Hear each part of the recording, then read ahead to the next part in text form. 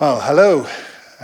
Good morning, good afternoon. We're right in the slot before lunch. That's always the worst slot, so sorry for making you wait, but it's going to be really interesting because in this session we're going to talk about events, event streams, and how to integrate Flowable in these event-driven architectures. I'm going to do this together with my coworker and friend, Filip Hrisafov. And if you've got any questions during the presentation, please ask. Otherwise, we could have saved the trip and just do a webinar, all right?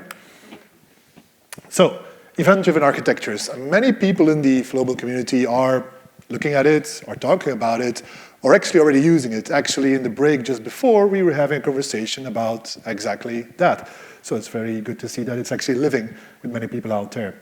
When you think about it, a process or a case fits very naturally within these event-driven architectures. A process or a case can easily be a reaction that you do when an event comes in. And if you think about it in the pure kind of CQRS event sourcing, a command, what is a command query responsibility segregation? I looked it up just before this presentation. Then it could be easily the queue, the C, and the queue you get for free because the queue is already implemented by all APIs. The query part is already implemented by our APIs. But an event can pop in, you can do a case, you can do a process, it can be the command in these kind of systems. Now, one of the problems with these event-driven architectures often is that state, context. You get in an event, and what do you need to do? You need to build up some kind of context. You need to build up some kind of state to properly react on that event. And that's exactly what the process and case gives you, as I show you in the demo later on. Now, just to get our heads into the same direction, let's quickly show you what we are talking about. So let me swap to the modeling environment here. I think here it is. I'm going to make it a bit bigger. So what I'm going to do is I'm just going to create a very simple test process. Here we go. Right. So let's remove this start event here. And so we want to add some events to this. Let's start with something simple. Let's start with, okay, if an event comes in, we want to start a process. We want to do something. So here, you simply drag and drop the start event onto the canvas. And you see there's a little configuration property panel thingy here. So here you can say, I don't know if that's visible. Let me zoom in for a sec. So here you can see that we have to select an event from somewhere. And I'll explain to you later where this comes from. For example, it could be that there's a document being created somewhere. I don't know, some system. Right? And there's a bit of configuration going on here, as you can see. Let's zoom in on this part first. So we can now select whether or not we want to start a new instance. Whenever an event, a new document comes in, we just want to kick off a process. That's the easiest, right? Or if we want to generate a business key, that's a nice add-on. But fundamentally different is that we only want to start a new instance if no other instances exist. So as you see in the demo later on, or the demo that Mika was giving, you only want one case for a customer. You don't want a new case every time a new customer applies. And the second part you can see here is the data mapping. Each event contains data. So here we're going to say this particular event contains a folder identifier and a name of document, and we can map that into a variable. We can also say it's transient or not. So at that point, when the event comes in, it will be fed into the process, and we can use it as a process variable. So that's the first part. So then we can say, okay, after this event comes in, let's just do two things together. First of all, let's do a little user task here. Somebody has to fill in a form maybe. And secondly, we are going to use a service task. Going to drag this here. I'm not going to spend too much time in making it very pretty. So let's imagine that we now want to capture another kind of use case. And as you can see, I've got still a broken keyboard.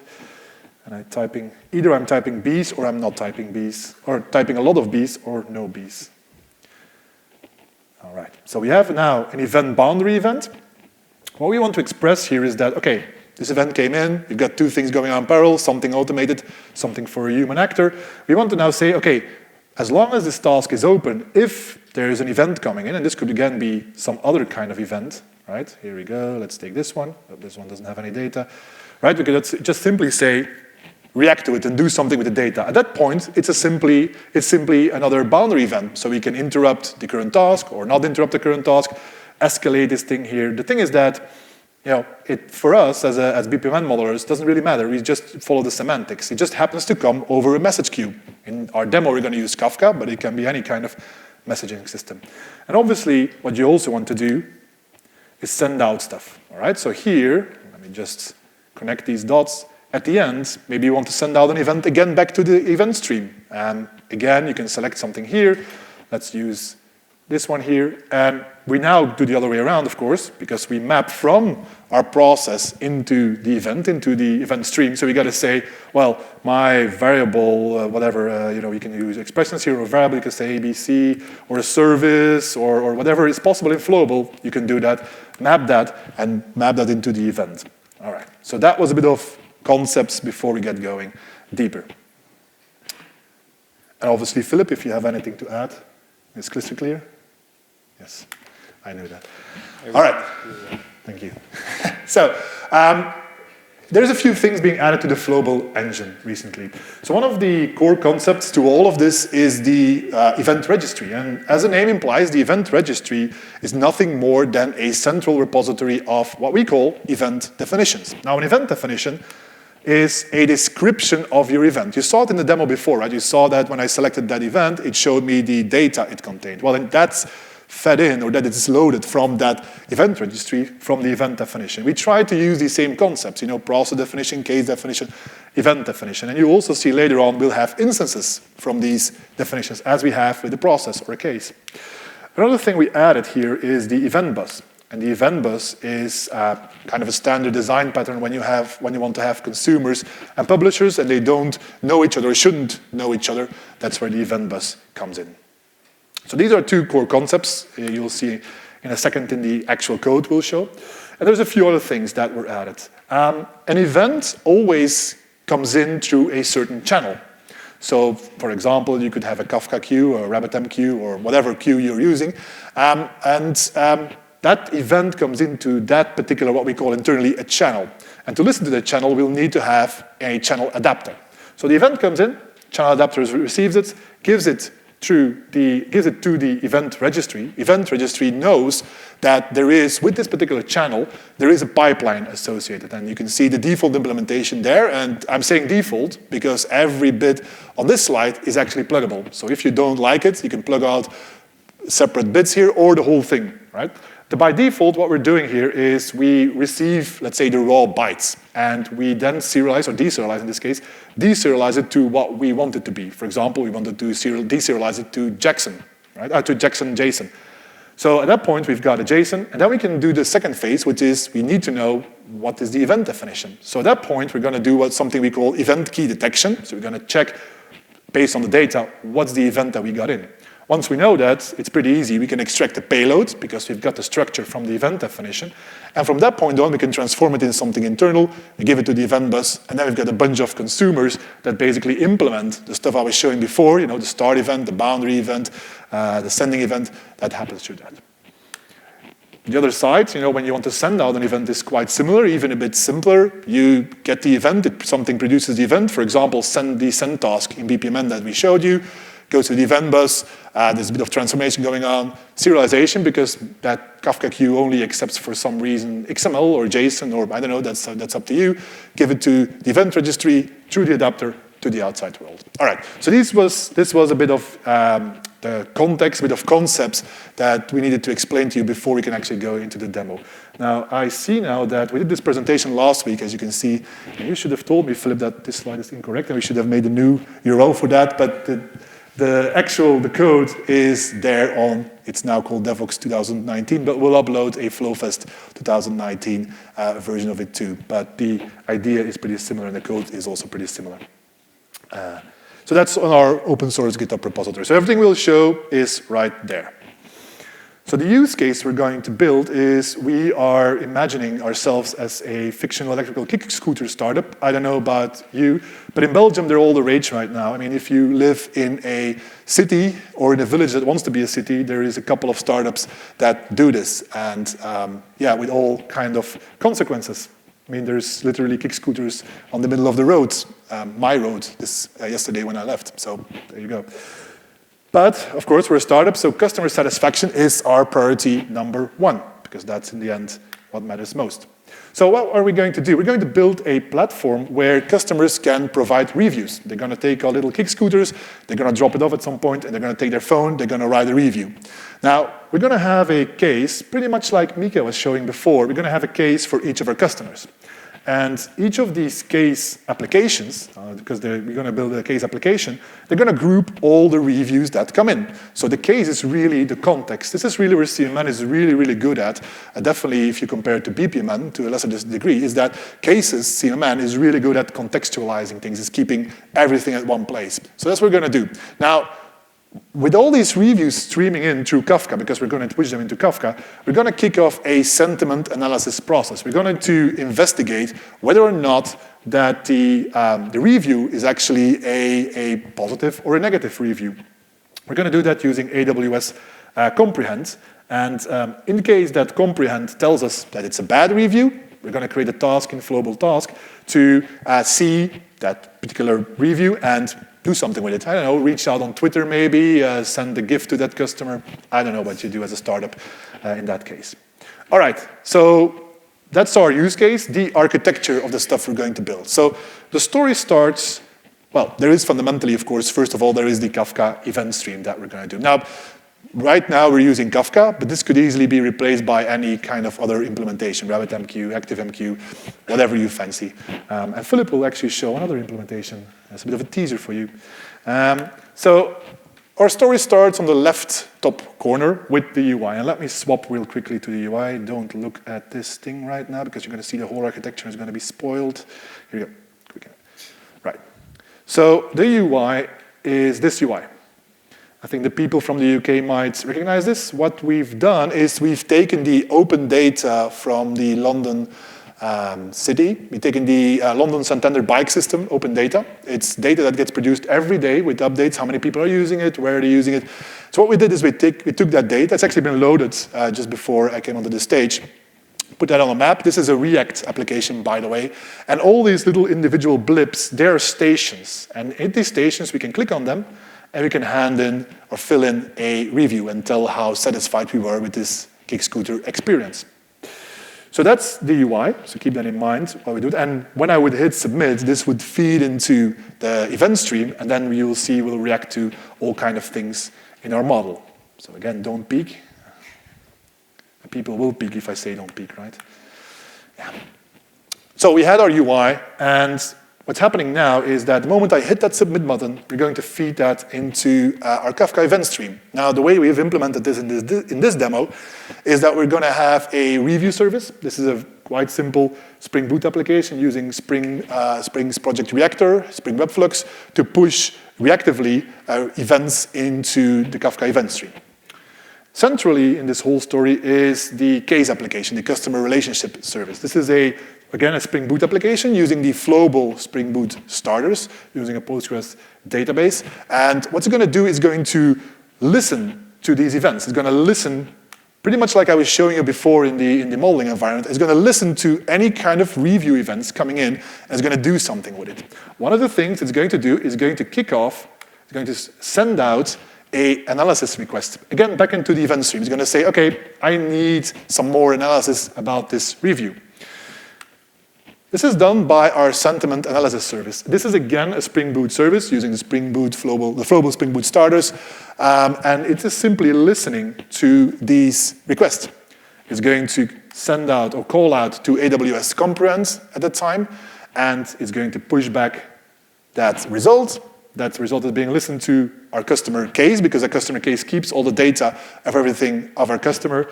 And then the last step, as I said, is the Flowable Task, where we'll see, in the case it's a bad review, one of our employees of our startup can log in and handle the bad review.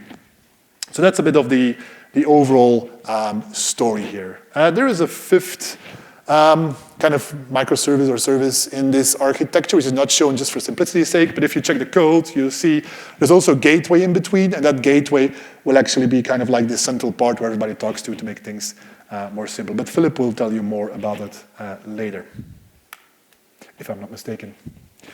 Right.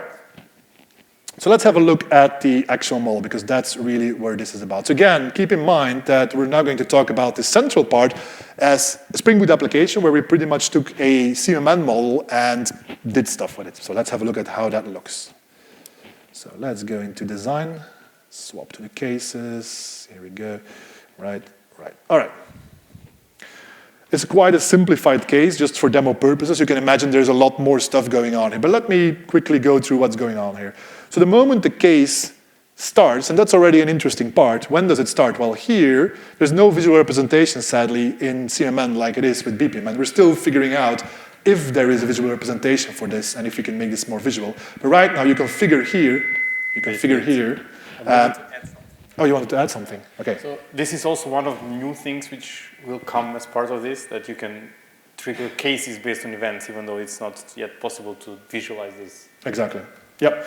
So what we do here, in this case, so I actually clicked on this. I said, okay, this case, an instance gets started whenever, and if you remember the architecture slide a bit, you will remember that there was a review event, as you can see at the top, coming in. So what we do here is that we are going to start a new case instance based on this model whenever there is an event coming in and there is no instance for this customer already running. We're using the customer identifier for this to really know that as a business key and then check that and all that behind the scenes. If there's time, I can show you that later on.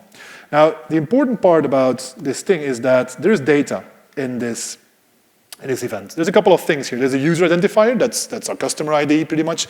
There's a station, and there's a rating that we pretty much send in. Now, it doesn't really matter. Just the whole point about this is that the case gets started the moment that the review gets in. At that point, the instance will go into the active subscription state and will go into this thing. Right, this is actually the important part of this demo. So whenever a review event comes into our Kafka queue, and we're listening to that through our channel adapter, remember the previous couple of slides, comes in, we're going to kick off a process, right? So that's what we're going to do. Let's have a look at that. So whenever this happens, we're going to kick off this process. And this is actually a repeatable, you can see it here, it's a repeatable event listener. So whenever the event comes in, if it comes one time or 2 times or 100 times, every single time a sentiment analysis will be kicked off. Sentiment analysis is done as a process because that's a fairly straightforward kind of thing and a very strict kind of do this, then that, and then kind of this way. So what we do here is the process starts. We're going to send out, remember the architecture slide, we're going to send out a request for analysis. Now, you can already imagine how this would go, is that we're sending out a request that we want to analyze a certain bit of data, namely the comments from this particular user, from this particular customer, and at the same time, we're going to wait for the results. Now, there's a bit of story behind this. I've got a couple of slides that follow later on about this, but let's get to that in a second. So what's happening here is quite interesting, because now we need to know, right? We need to know the moment you get in, and actually the same applies to this thing here. How do we know which instance to correlate to? How do we know that this particular case instance, if you've got millions of them are running, how do you know that you got to trigger this particular one? Well, that happens through the correlation parameters. So we can say that an event also has kind of correlation parameters, pretty much like the payload, it's data, but this special data. In this case, what we're doing is we're saying use the user ID variable, case instance variable, to generate the correlation parameters pretty much. So what happens from the engine point of view, the moment the engine arrives at this particular point here in the case, or the process, because for a process it's exactly the same, it arrives there, it will actually use those correlation parameters to generate a kind of a unique key. That key goes into an event subscription database table pretty much, and when an event comes in, we do the similar kind of key generation.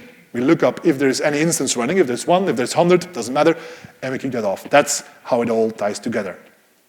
And there's a bit of things going on here, like the task, and then reaching out to Twitter, but that's more stuff related. So that's the model. There's a bit of fluff around this thing here too, just to make it a bit more interesting to look at. I mean, there is events coming in for support requests, help desk requests, and there is a kind of a little process that gets kicked off. Again, this shows, let's say, the power of why CMMN is very useful in this case, because it groups, it contextualizes all of the things that happened around this particular customer. There's no kind of processes just flowing around and correlated by similar data, like process variables that you might share. The case actually keeps the context of all of these things. And this is also where the thing that Tess was talking about with the entity links comes into play. So in Flowable, you can actually say, from the root level, say, okay, Give me everything you know for this particular case. And it will give you the whole kind of range of all processes, all tasks that have been part of this. And it goes deep. So if you have, this is now 2 levels, but if this process would again start another process or another case, that will also be part of that entity link. Another silly thing that's in this demo here is, if there's an anniversary here, we send out, you've probably all received these spam emails, right, from the marketing department of that company, thanking you for the great and awesome customer you are, yada, yada, yada, and stuff like that. So that's also there, also managed, just to give you an idea of what is possible. All right, let's step a bit through the thing. So a lot of things were said. Let's have a look at the actual implementation in code right now. So you might have seen down here that there was, I'm going to click here, so it's a bit out of the way. There was a bit of settings here. There is this, right now, we have frozen the mists of time. And we can now switch to a lazy Sunday morning. And people just got out of their beds. They want to have a croissant, buy a newspaper, I don't know. And they're going to use our kick scooter. So at this point, you can see that data slowly gets in. We actually looked at the real numbers for the Santander bikes and kind of mimicked those things. So this is a lazy morning. And actually the data, the names are fake. They're generated by a JavaScript library. But the actual reviews are scraped from TripAdvisor. So these are real. I hope there's nothing offensive in them. Let's see. But so what's happening now, I mean, you might not realize it by just looking at it. What's happening now is that these reviews come in. They're getting pushed into Kafka. There is a case being listened to behind the scenes for each one of our customers. There is cases being created for each of the customers. And let me switch to we made a little dashboard here that just listens to the Flowable REST API. And you see that slowly and gradually reviews come in and cases get created. And you see there's a quite one-to-one almost relationship between the amount of events and case instances, because pretty much all of our customers or fake data that we're generating is a new customer. It's a new name, but you'll see around 80 it'll stop. You see the processes go up for the sentiment analysis, and you see also the task. The bad reviews, so there's right now 17 out of the 28 have been bad reviews. So this is all random, so I can't really predict this. It's cool to see.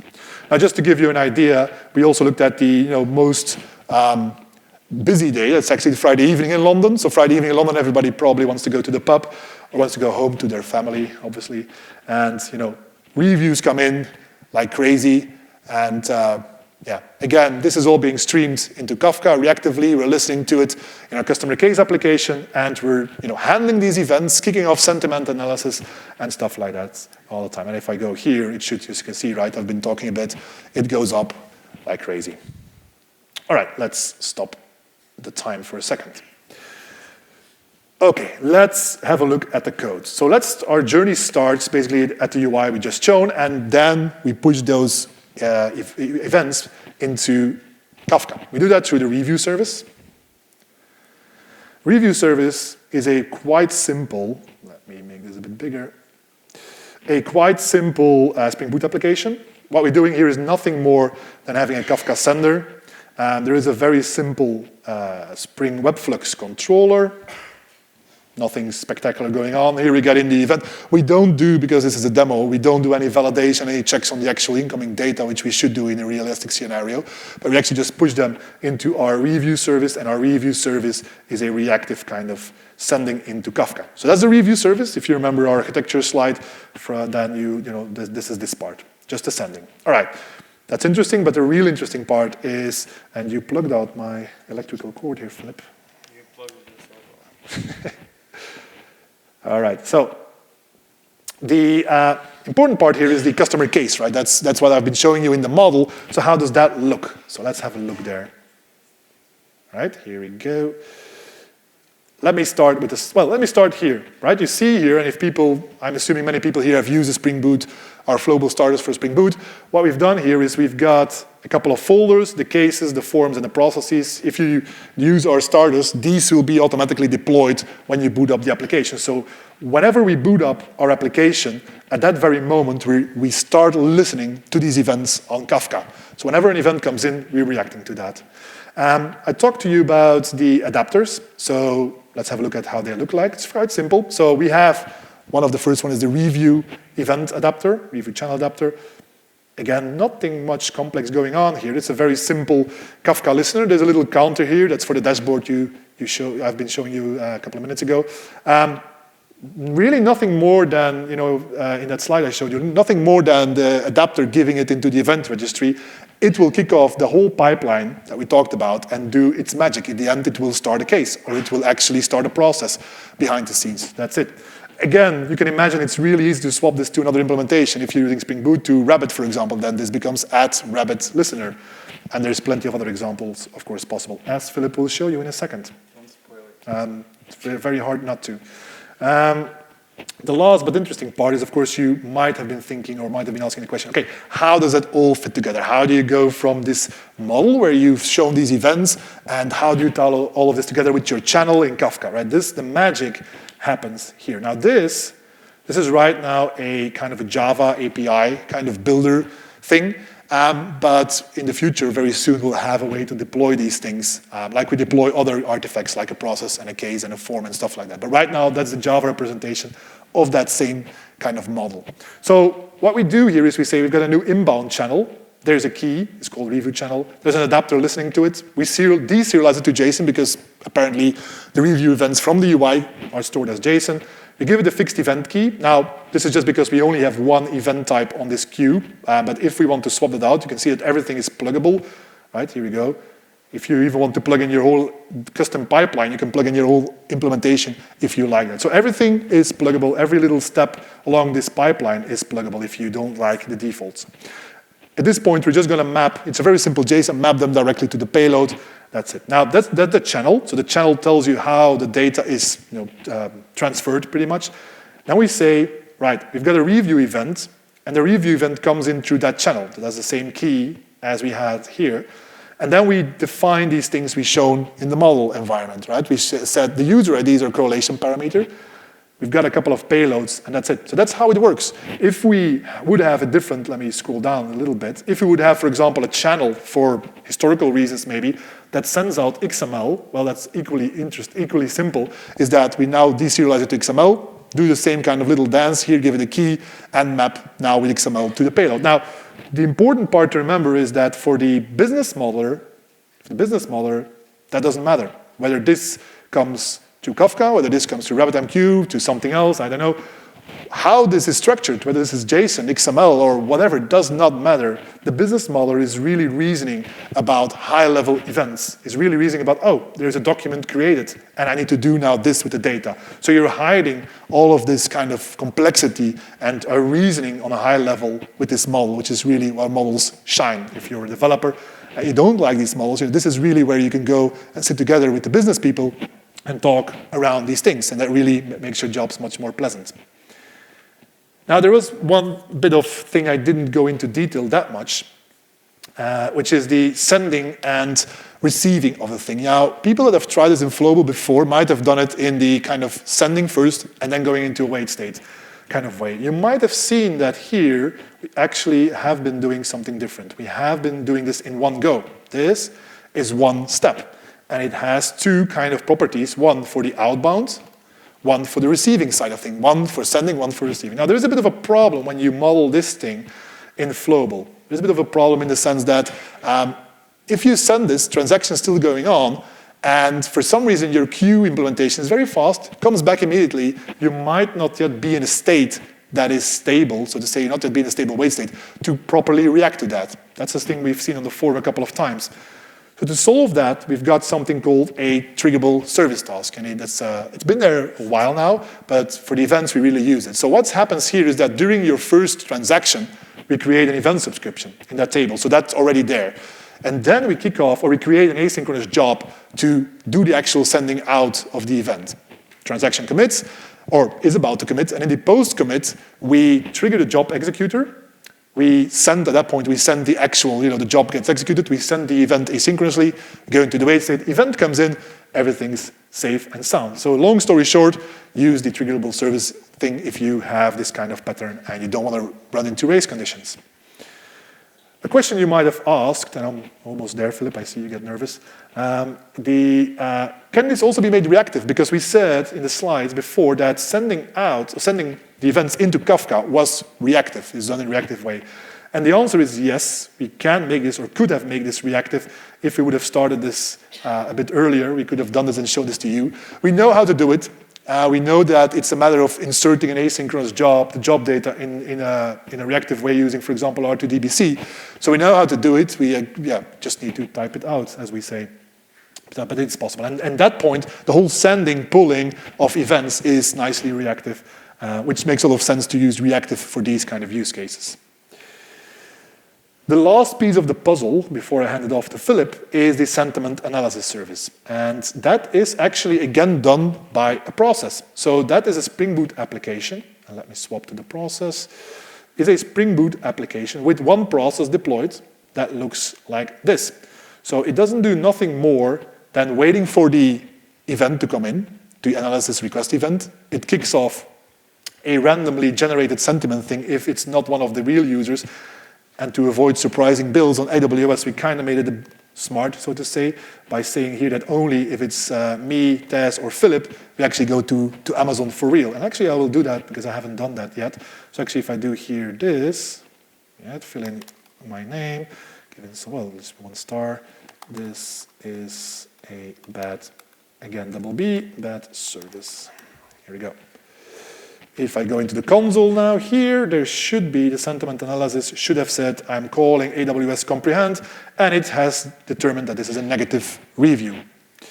Now, the logic for that is quite simple. It's a process. It's a Spring Boot application. So this is literally nothing more than a very simple application that has the adapters. Again, it boots up. The process is right there, it's deployed, it's waiting for that one event it's listening to, it has one purpose in life, it's listening to that event only, and then actually do the sentiment analysis. And the sentiment analysis that's the AWS SDK to call out to AWS, right? Remember, we pushed or we gave the user ID and the comment as a payload, and that's what's being used here. Okay. I think I'm pretty much done, Filip, except the sending out. You can imagine sending it out again back to Kafka is quite simple. So that being said, again, second time I make this mistake of forgetting going to Flowable Task.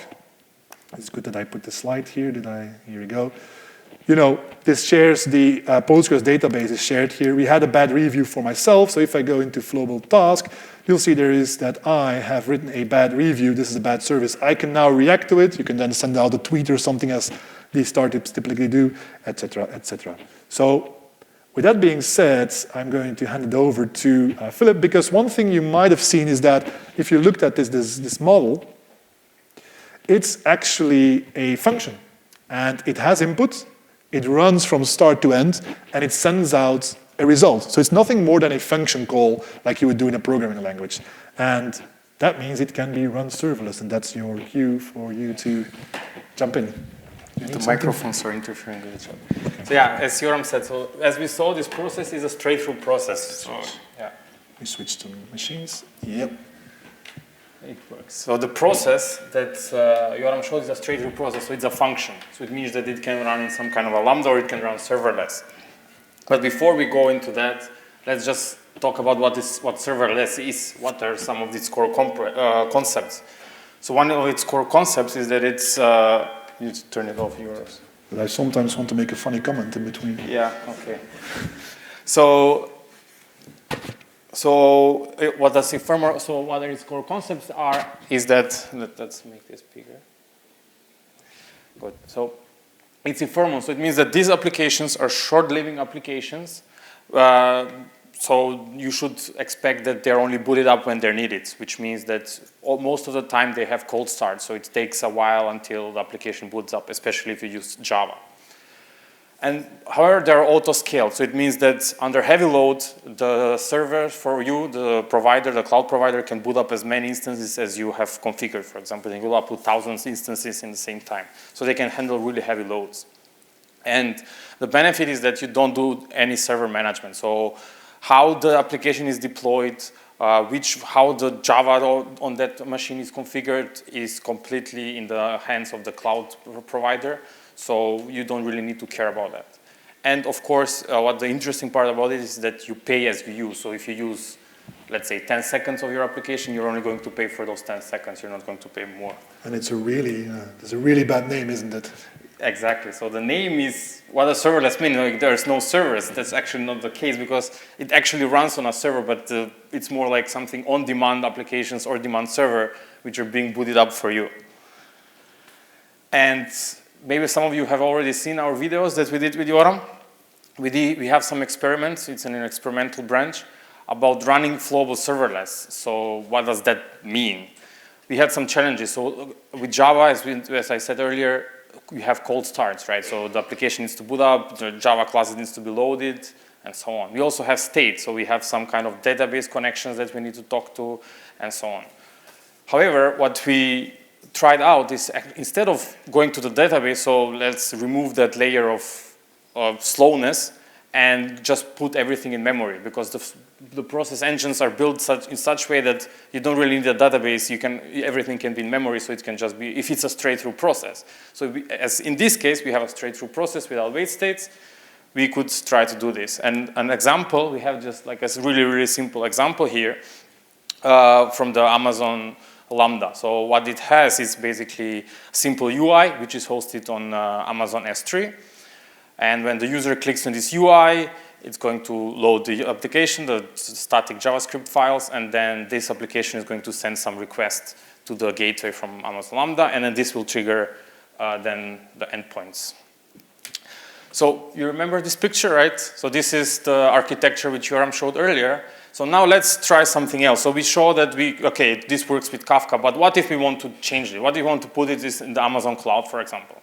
So we have the browser. This is the exact same application which was shown earlier. And then we have the Amazon cloud. So everything which was running on the machine, now it will be in the cloud. And the most important part was this queue. So this is now the Amazon simple queue service, which we'll be using instead of Kafka. The first entry point for the application will be our gateway. So when the user tries to access the application or does the request, it will go through this gateway. And then this gateway will pick up the front end from this S3. So we put the JavaScript files there. So we've configured the gateway to pick them up from there. And this is the core application. So this is the customer review application, which had Postgres before, but now for this purpose, we just used a simple H2 in-memory database just to show that it can work. And it's Spring Boot with Flowable, basically everything which Joram showed, that's it. That's the same application, 90% of the and what's that T2 thing there? And that T2 thing is actually the T2 micro instance on Amazon, and this runs on that. So this is one virtual CPU and 1 GB of memory. So that's all that it needs, nothing more. And now we come to the clicking. So when a review is sent. When a review is sent, before we had an application which was listening to this and putting the data to Kafka. But now, because Amazon allows us to do this, it can directly send this event directly to the queue. So we remove that application here. And then the queue, our application now, instead of listening from Kafka, it's listening from the Amazon queue. And then it will get the review. And for the modeler, there's no difference. So the model is exactly the same. So Kafka or Amazon doesn't really matter. You're modeling at a high level with these events. There is no difference. I will show you afterwards the code if you have some time and what was changed. The models, the XMLs are exactly the same. And then we have the analysis request, and now we put this to the queue. Before, we had another application which was listening on the Kafka and picking up the events. However, now the queue, this Lambda, is configured to pick this event up. So the queue, when the event comes, we will sense the event and we'll trigger this Lambda and execute the logic. This Lambda is a bit different, so it's not a Spring Boot application. It's a bit different. I'll show you afterwards. It basically uses the serverless mode from Flowable, which we did some experiments with. The main part is that this Lambda, so the sentiment analysis service, will only be booted up if there is an analysis request. So if there's nothing coming in, if everybody in London is sleeping, this Lambda will be just sleeping too. And you will not be paying anything. And the same, Amazon Comprehend, we get the request, we do an analysis, and then we send the results back through the same queue. We send them back, and then we handle them in the review application. So this part is similar. So just the concepts are different. So what are the differences? There is no review service anymore. We directly push the events to the queue. The customer case service application listens to the Amazon SQS instead of Kafka, and which shows us, what you also maybe you mentioned. you can show that. I can show it, yeah. It's going to be tight to keep to our time slot, but I'm ignoring any kind of signals from the back that wants to stop us. So, potentially signals. let me show you. So this is our case application. Nope.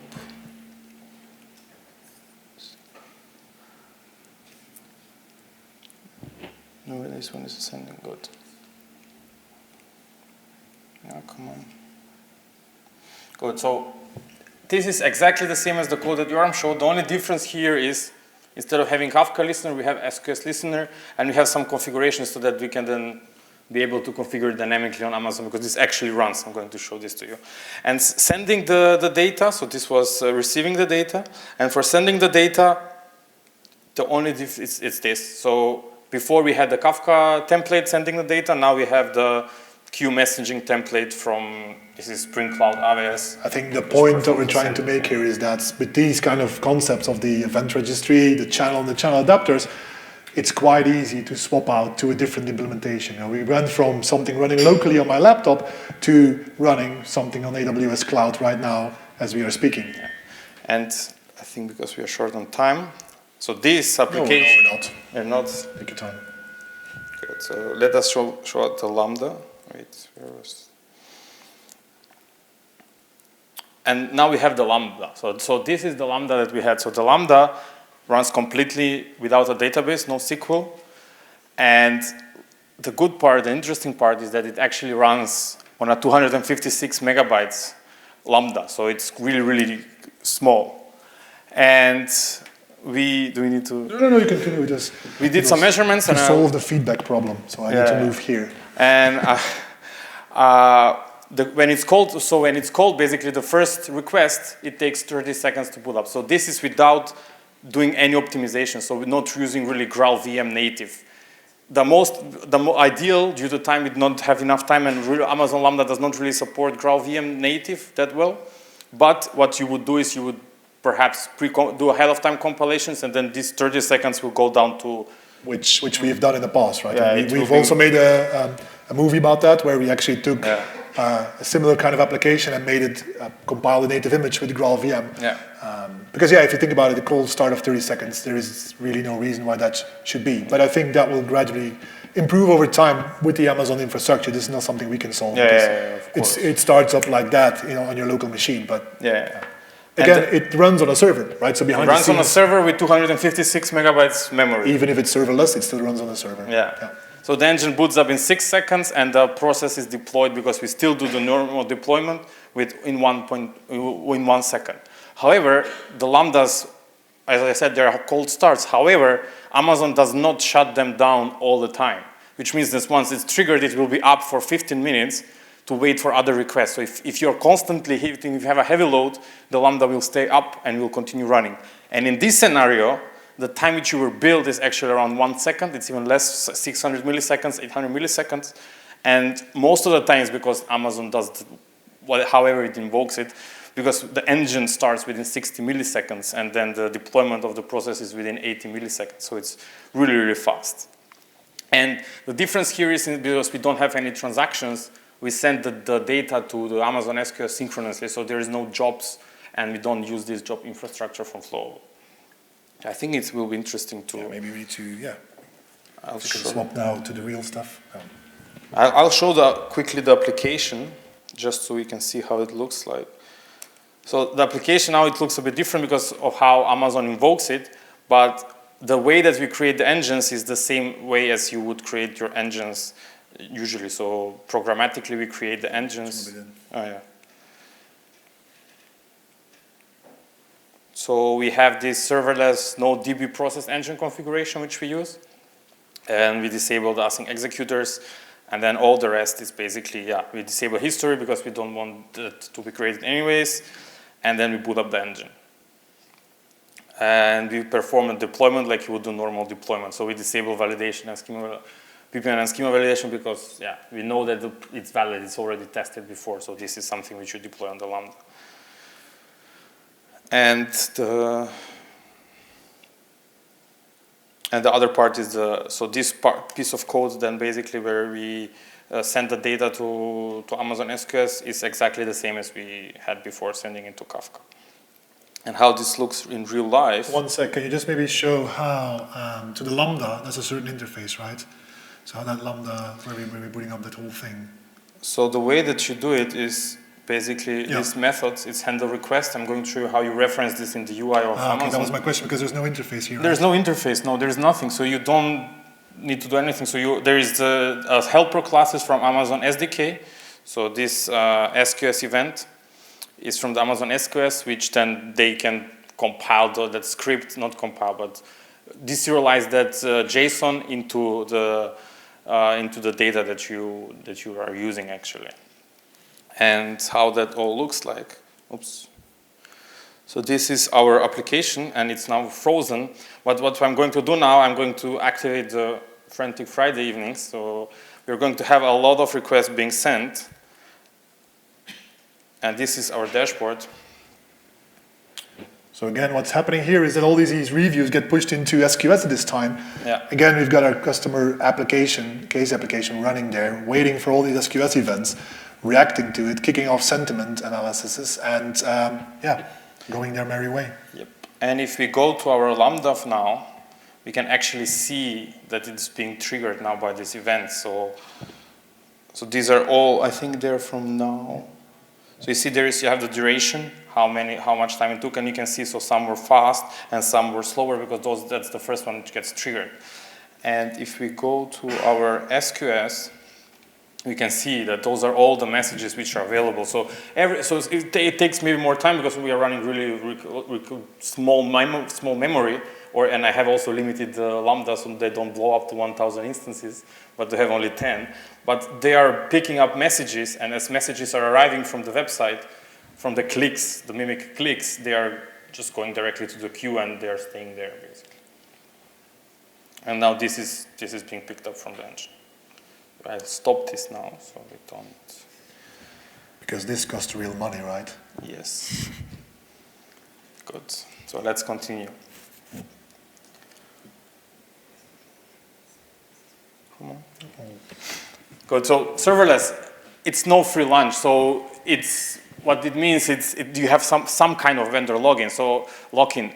What we did now, we used API gateway from Amazon, so we configured that. We used the Lambdas for Amazon, so you are going into now the cloud, your cloud vendor, and you're coupling yourself now to it. Probably if we didn't try with Azure, Microsoft Azure, or Google Cloud, so on, it will work. It's probably you need to set it up differently, but it's going to work. Flowable will not block you anyway in this part. You added this security, maybe you can say something. I didn't know what you meant with this security. Well, how do you do security on a serverless? You don't really do, you have to configure. So right now, all the requests are just going directly there. And debugging is really complex. So you need to put logs and stuff like that because you're running it on some other infrastructure. And running it locally, you can't really reproduce the same setup. And these are some future ideas. So instead of having no database, to use Aurora Serverless from Amazon, for example, or passing state through the message queue, basically. Yeah. Instead of having one central place where you store state, that the state gets passed into the event, and then you build up states at that moment you're handling it. Aurora Serverless is an interesting one. Technically, it's really interesting how they do that. But I see that Paul is waiting already. I'm hungry. I think it's done, yeah. It's just one slide because we've shown quite a bit of things in this presentation. My part, where I took way too much time, I'm sorry for that, Filip, is that using Flowable event-driven architecture, I hope we got the message across how easy it is with these new things to hook it into your kind of event stream or whatever event kind of messaging kind of infrastructure you already have or plan to have, and that it's for modelers really easy to then react on things. And combined with Micha's talk where he showed that CMMN is really strong in this event comes in, then do this. or contextualizing everything based on these events. That's where CMMN, as I hope to have shown you in the demo, is really more powerful than BPMN. BPMN is still, the sentiment analysis, the actual kicking it off, that was done by a process because it wouldn't make sense to do that in CMMN. That would be a bit stupid, pretty much. So, and then the second thing is, the second part that Filip was showing is that what we wanted to show here is that Flowable is extremely flexible and versatile when it comes to decide or not putting any burden on you when it comes to your environment, when it comes to your infrastructure. We really want to make everything pluggable, give you all the tools you need to switch the implementations as you see fit,